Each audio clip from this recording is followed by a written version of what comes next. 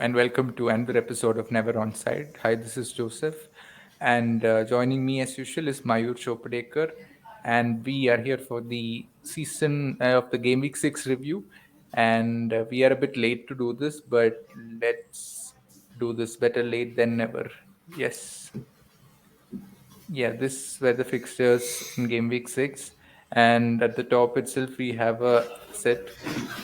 And judging by how Liverpool played against Napoli last night, um, Liverpool are really in trouble, and they do not look like a coherent unit. And Klopp will have a tough time fixing these issues because the team really lacks personnel in midfield, and also I don't get why Matip didn't start the matches as well. Yeah.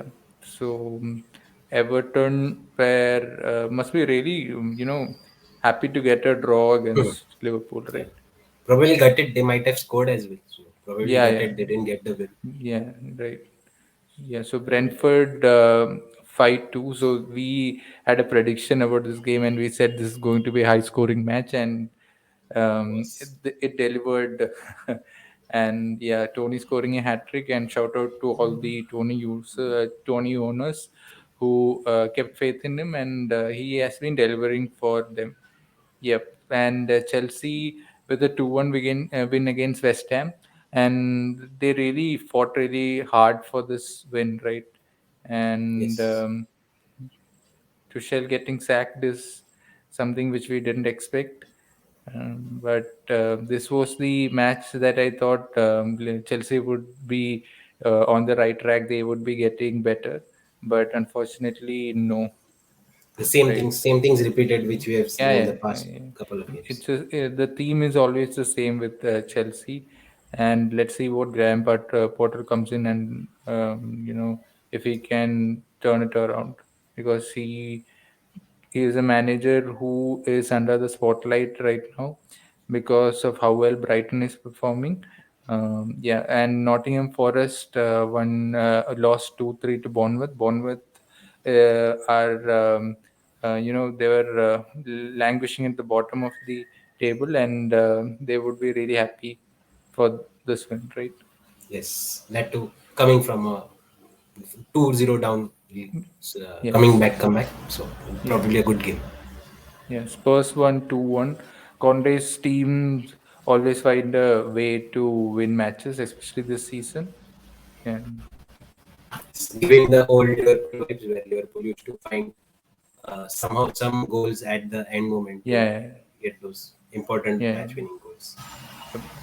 Wolves winning 1-0 against Southampton. I guess this is their first win. Probably So both. yes, not sure, but yeah, a good win for Wolves as well. Yep. Aston Villa versus Man City. This is a game which we thought would be a high scoring one as well. But Aston Villa played well. And City, what do you think of them? About this match? Did you watch it? So yeah. So I was watching the game. So I genuinely thought they played very well, but again, weren't that lucky to score those goals. But again, just like if you compare Arsenal and the United game, where Arsenal played very well, but they weren't able to get the final result. Similar kind of vibe from City. They weren't that lucky to get the final goal, but definitely they are on the right track. Definitely still will be the favorites to win the title. So yeah, Yes, not worried at all. definitely, definitely. And speaking of Brighton, we have already discussed about Potter and what he is doing well at Brighton, and now he has got a 5-year deal at Chelsea, I Chelsea. think. Brighton, what do you think we should do with the Brighton players? So looks like it is more of a system-based thing, and the links which were linked to Brighton look like are the capable replacements for Potter. So who play in a similar kind of a system. I can't remember the two names, but yeah, both are known for a similar system like Potter. So won't be shocked under the training that the Brighton players are from Potter and everything. They might still finish healthy in the top half of the table. So yeah, Yeah. not Yeah, so worried about Brighton Brighton looks as like such. a club which has deep roots, which and also a good sporting direction in whatever they do. we saw that they didn't stop Chelsea from approaching Potter. Yes. Yeah, they sold Cucurella as well to Chelsea, and these were some. I guess they sold one person also, right? Mm, yeah, and so there were two players who were key to the system that System. this. So they are not afraid to Sell do beginning. these things because they know that they are building a solid sporting club in with a good direction moving forward. Yeah. So Leicester looks exactly the opposite right now. They are struggling. Yeah. So Considering goals left, right, and center. yeah, yeah, definitely. And it was such a humiliating loss. With 5-2 is too much for a Brendan Rodgers side, especially Leicester, who have the quality players as well. It's it. I think moving forward, if they put in the effort and if all of them come together, then they still have a decent score. They now people are discussing about Leicester being relegated, but I think they have enough to escape relegation, surely. Probably in this game as well, NDD played as centre back and Somare played as the CDM. So which again played two players who are not very comfortable and good at doing their job. So that was a big part in this 5-2 loss as well. So hopefully once the players are back and they play in their main positions, Leicester might be a bit better than Yeah. as of now. So now let's move on to the main match. Host, you might be very Yeah. happy with the result. Yeah. Very So, unexpected, have to say that. yep. Yeah. Yeah, so it shows the direction with Eric Ten Hag is taking, and there were blueprints of last match in this as well. And Arsenal played really well. I'm happy that we came out with a 3-1 win because in moments we were really good. Arsenal, the first goal that Martinelli scored, if that had gone in and if it was, it was a legitimate goal, then we would have struggled, I feel, because we were dominating the game at that point of time, and with a swift counter attack, they completely demolished United. And so, if it would have been a different story if it was 1-0 at that time. Yeah, and United did really well to score these goals, especially when it was 1-1. I thought like Arsenal were dominating it. They were um, they were just not scoring. That was the only issue. And Rashford scoring that goal for the second goal was priceless because at that point we were not doing anything. That was a pure Ole Gunnar Solskjaer goal in which Rashford was running into space behind, and I think Arteta was very impatient because he made three substitutions which completely destroyed the balance of the team, or else I'm sure they would have found a goal and equalized and would have taken away a point. But Arteta taking off the left back and bringing in three attacking players. Sinchenko, he took off Sinchenko and brought in three attacking players, and that completely turned the game in United's favor. We got control of the ball. We could counter attack them because they were lopsided, and so I am sure Ateta would learn from this because he had a good 15 minutes to get an equalizer, and it's not like United were playing particularly well at that point. It's just that they had scored, and as within a minute of Ateta making this three substitution, United scored again. Yeah, Yes. so it So was very probably evident. Arteta went for all out, like he wanted to Yeah, win yeah, it rather than sitting and getting a draw. He went for it, and that is where he lost, as you lost mentioned the match. correctly. Yes, yes, Rashford yes, scored those two goals, but a big shout out to Anthony who came into the United team definitely. and suited very well. We Def- now we can see why Ten Hag wanted him so desperately. yeah. He suits so well in the system. He knows what things he has to do, and just came in and fitted like a perfect Exactly, glove. exactly. So even more than the goal, I liked how positionally aware he was. Even defensively, he made a. This guy looks very intelligent as well. The movements he makes, he comes back whenever required. Yeah. So and also Eric Ten Hag had mentioned that there is no one who is a. Uh, there is no left-footed player who can come in and give crosses, because everyone is one dimensional. Even if you play Rashford or Sancho or Elanka, they would only play with their right foot. Here we have someone like he reminds me of Mahrez, his left foot, for some reason. Um, he tried to put in a lot of crosses, like, but it wasn't great. But it will come eventually. But that goal would have been a massive lift for him, right? Scoring at Old Trafford against an arch rival, and in a squad which is trying to rebuild something, and it must have felt so good. You could Definitely see a how huge he moment. Yes, celebrated with yes. the bat, with the crest. Yeah. Definitely a huge So moment for him. yes, definitely. And a big shout out to Ericsson as well. We can see clearly how important part Yep. he is to the ETH side. We can also see that today also, where he was supposed to be dropped, I felt like he might be rested, but again he has been playing, and looks like I don't hope he runs out of gas soon enough, Yeah. so and gets enough rest. So yeah, but a good, Yep. again a player who has really who Eric Ten Hag wanted and has been doing very well. So let's Yep. move on to the game week 7 fixtures. So as of now, you might have heard the sad news of Queen passing away. So unfortunately, we are not yet sure whether the game week 7 fixtures will go on or not.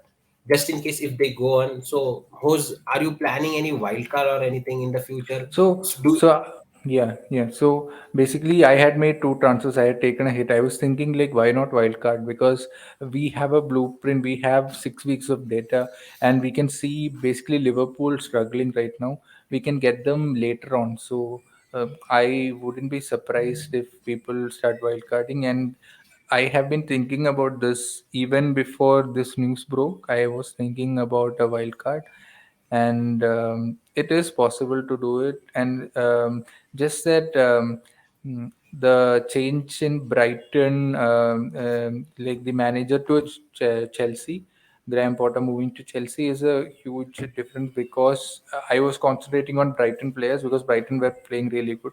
Now we'll have to wait and watch what is going to happen.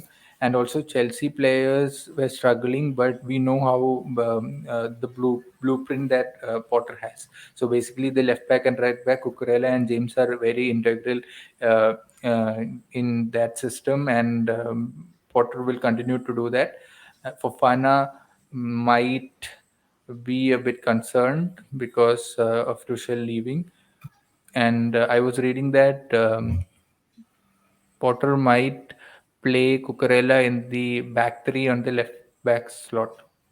So on the left side slot. if So yeah, if Chilwell is fit enough, so that could be a possibility as yeah, well. But that as is a of now, yeah, possibility. as of now, Chilwell I don't think is very fit. But again, as you mentioned rightly, Bournemouth, not Bournemouth, Brighton also have their game week 8 fixture called off due to the real strike which is going to happen. So again, if you are on Brighton assets and if the given game week 7 fixtures don't go on, there will be two blank fixtures for Brighton. So a good time to move on from their assets. And if because since we are not aware of the way now they will play after Potter's departure, so again, a good time to move Yeah. on from their assets. And to just to complete it, if you host, if you wanted to game week, as you said, you are planning on a game week wildcard soon. So if you wanted to take a punt this week, can you suggest me a good punt which you're looking at? For this just a game, right? Yes, For for this game week a 7. punt Yes, for, for yeah. yes. Right now, let's go through these matches and the let's go for prediction of the results, and then I'll tell you like which team looks Yes. good. Yeah, you can go ahead with yours, and then we'll see. So Fulham Chelsea again, 2-1 for Chelsea. I think if it goes ahead, All right, and I I think can it will be Fulham winning 2-1. brave call. Bournemouth Brighton again, just a 1-0. Not very sure again how they play, how they not. So a wait and watch for me. But I gave the upper hand to Brighton as of now. Yes. Leicester Aston Villa again. If you are not fully sold on any mid-price assets, again Bailey is one who has been coming back and back. Initially, a lot of managers started with him, but now he has shown his quality. And against a Leicester side who is facing defensively a lot of chances. So again, he might be someone if you fancy 4.7 punt, just a very cheap punt if you fancy. And for that factor, I say 2-1 to Aston Villa. All right, 2-1 to Aston Villa. I say 2-0 to Aston Villa. Now the next game is Liverpool Wolves again. So one thing here, Thiago played 30 minutes of the Napoli game, and he was very good. He won the most tackles amongst all the Liverpool players just in the 30 minutes which he played. So we can definitely see him coming back. And against a Wolves side, I give Liverpool 2-0, which would be completely opposite of what happens. I think it's going to be 0-0 match. 0-0. Southampton Brentford. Tony just coming back of his hat trick. What's your call? If you have Tony, do you move on to Mitrovic or hold Tony for this week? But judging by his stats and his form, I wouldn't move him to. I wouldn't move him out because I was reading a stat that only Salah has scored more goals after in the last 1 year, like in the last 1 year, than Tony in the Premier League. Yeah, so that is surprising. Yeah, so in 2022, I think he has scored. He's second in terms of goal scoring, and he's on penalties, which is a huge Yes, that is true. advantage. And Yeah, against the Southampton side again, who are yeah, yeah. struggling So then defensively. side who we don't know what to expect. Yes, City versus Spurs is one of the standout fixtures in this match, and considering the both these sides have been in action in the midweek, um, there would be a lot of rotation, I guess. Yeah. Pep roulette. Uh, I don't think there will be a lot of rotation. I think they will field their strongest team again. Currently, they can't lose any points as of now, and Spurs are known to surprise City often in Etihad. So I'm not very sure whether they will experiment or not. But again, I can see Spurs getting a draw here if Son is on form. And Richardson, as you mentioned, has scored 2 goals in this Champions League debut. So again, some things to look at. For me, the prediction will be 2-1 to City again. All right. Arsenal versus Everton.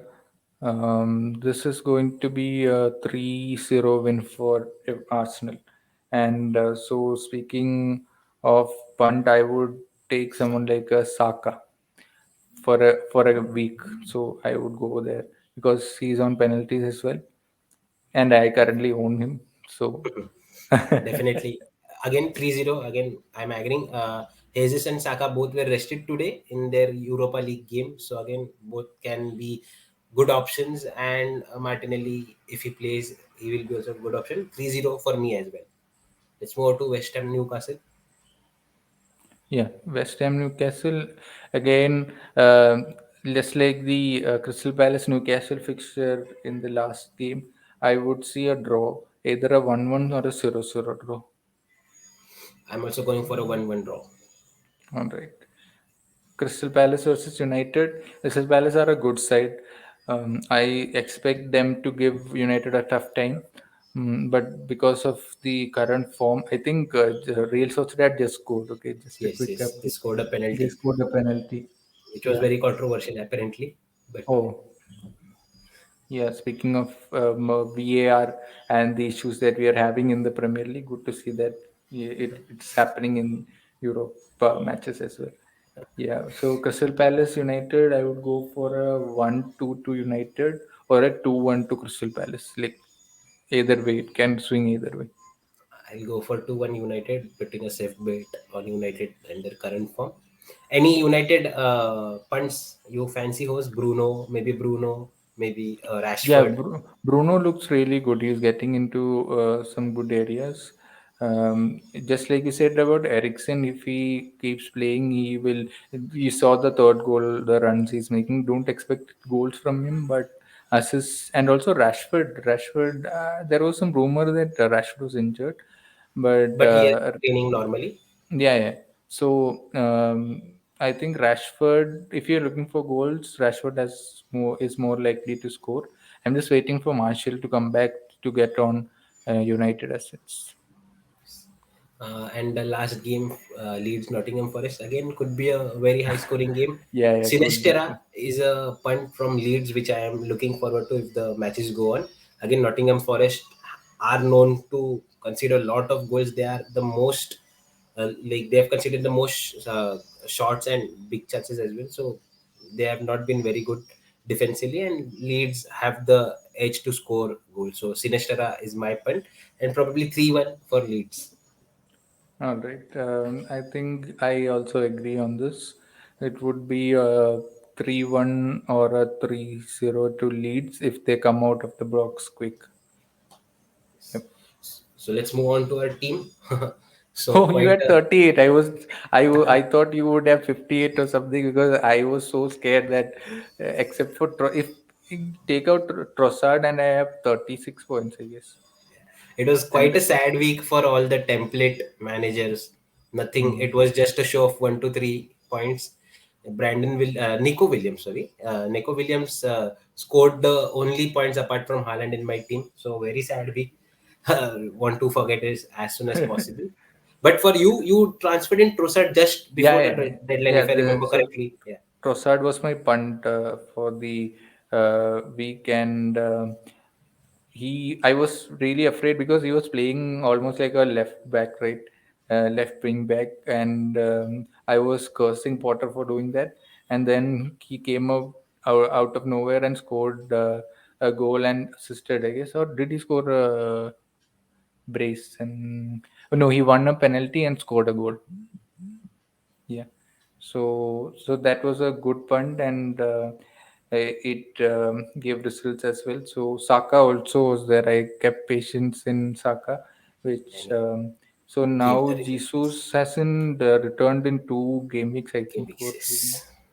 Yes. So uh, And the Arsenal also have a tough run of fixtures past game week 8. So again, something which we can look for in game wildcarding in game week 8. So to load out of the Arsenal assets. Again, what is your current thought host for game week 7? If the game week 7 is played, what are your transfer changes? And if the game week 7 does So not, I already made transfers out already. So I made 2 transfers. I took a hit. Wanted to get rid of Robertson and Perisic. So I've done that, and this is in terms of a long strategy in which I would be shifting from a back heavy system to a front heavy system, which the community is talking about. I feel someone like Mitrovic or Tony would be scoring goals this season, and you know uh, how we expected all the big hitters and in the back to score goals, and look what has happened now. We are having to shift back to a back four. and any chances of you playing wildcard in game week 8? Have you made your mind up? So if the fixtures don't go ahead, I'll almost 60% chance that I will go for a wild card. It's just that I'm thinking about these Brighton and Chelsea options that I'm not sure about right now. I have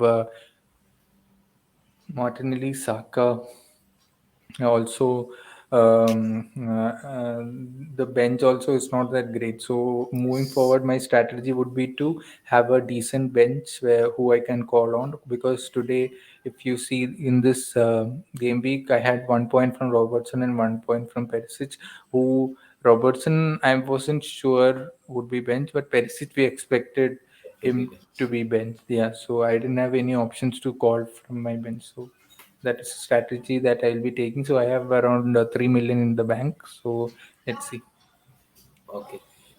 For me, I have two free transfers, so I might just take the one free transfer even if the matches don't go on, because why to waste the transfer? And I'm not sure whether I will be using the wildcard in 8 or 9 or maybe even 11, 12. So I'm not yet sure, looking at how things work out, and maybe probably removing maybe a Diaz for this week and uh, changing him to a Rashford or someone from United looks like the way for me, and then using that money in forward to get Mitrovic for game week 8. So that is What do you think moving forward? Would front three were like? Would people prefer a front three or a front two at least? I think front three will be very popular once the game week 8 starts, because wildcard will be played in large in those weeks. So it will shift to a 4-3-3, is what I'm feeling. And probably Tony and Mitrovic will be in many of the teams.